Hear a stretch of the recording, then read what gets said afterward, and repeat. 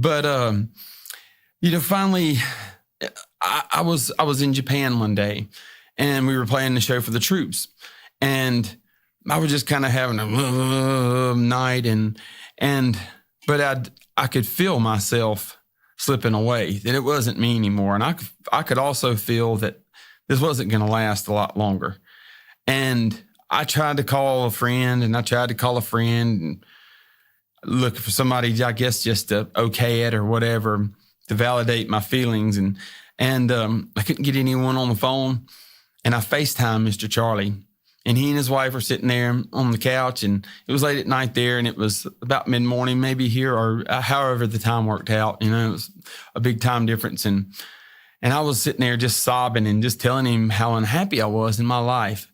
And he was a great counsel to me before this time. He always had great advice to tell me. He said, son, he said, if you love your wife and you love God like you say you do, you need to come home and you need to go rehab. He said, there's a good place in North Nashville there, Cumberland Heights, and you need to come on back home and see about getting in there. And I was like, well, I'll do that.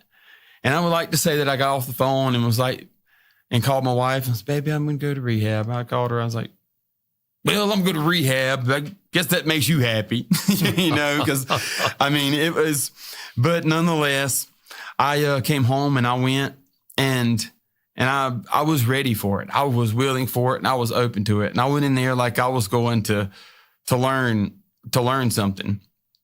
And we were working the steps and all those things. And I honestly forgot what step it was, but there was a man that came in there to kind of hear your kind of talk and hear you pour your heart out. And he asked me, he said, Brad, he said, do you love God?